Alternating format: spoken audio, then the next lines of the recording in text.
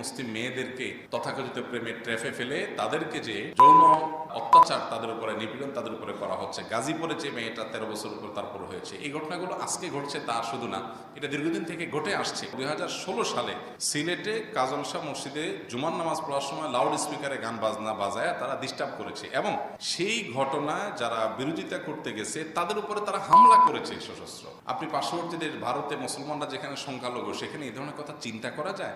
চট্টগ্রামের যে আপনার আইনজীবী যে হত্যাকাণ্ডের ঘটনা ঘটলো সবাই কম বেশি আপনারা জানেন। এই আইনজীবী হত্যাকাণ্ডের ঘটনায় তাদের অবস্থান, তাদের সম্পৃক্ততা দিনের আলোর মতো পরিষ্কার।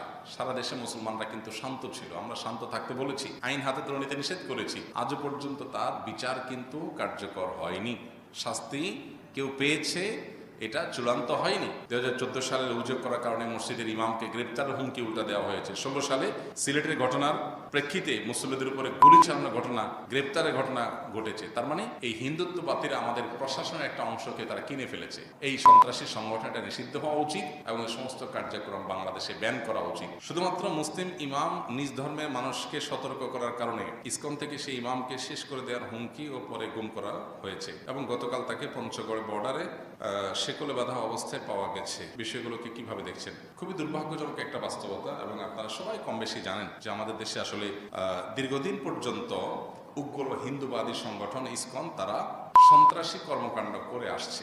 আমরা মনে করি তাদের যে আমলনামা আমাদের সামনে আছে, ইতিপূর্বের যে আমলনামা আছে, যেমন 2014 সালে তারা ঢাকার স্বামীবাগে তারাবির নামাজে বাধা দেওয়ার জন্য চেষ্টা করেছে এবং তাদের নামে এই অভিযোগটা বেশ জোরালোভাবে উঠেছে এবং 2016 সালে সিলেটে কাজল শাহ মসজিদে জুমার নামাজ পড়ার সময় লাউড স্পিকারে গান বাজনা বাজায় তারা ডিস্টার্ব করেছে এবং সেই ঘটনায় যারা বিরোধিতা করতে গেছে তাদের উপরে তারা হামলা করেছে সশস্ত্র।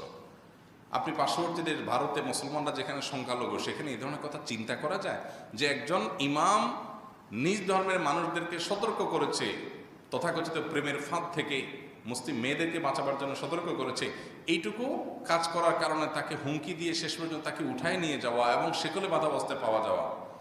যারা হুমকি দিয়েছে, যাদের নামে যাদের তরফ থেকে হুমকি দেওয়ার চিঠিগুলো সোশ্যাল মিডিয়াতে এসেছে, গণমাধ্যমে উঠে এসেছে, তারা তাকে গুম করে এই জুলুম তার প্রতি করে থাকবে, সেটা খুব স্বাভাবিক। যদিও বিষয়টা তদন্ত করে প্রমাণিত হওয়ার পর আমরা আরো জোর গলায় বলতে পারবো, স্পষ্ট বলতে পারবো, কিন্তু এটা বোঝা যাচ্ছে দিনের আলোর মতো।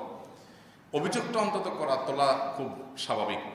তো এরকম একটা ঘটনা অন্য কোনো দেশে সম্ভব না, এদেশে যতটা সম্ভব। দীর্ঘদিন পর্যন্ত হিন্দুত্ববাদকে এদেশে যেভাবে পেলে পুষে বড় করা হয়েছে, এটা দুর্ভাগ্যজনক একটা পরিণতির দিকে আমাদের